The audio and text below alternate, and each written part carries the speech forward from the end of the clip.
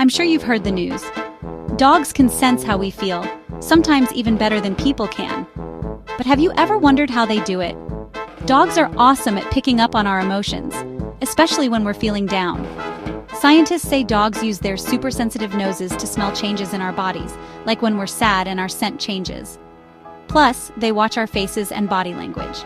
If you're slouching or frowning, they notice.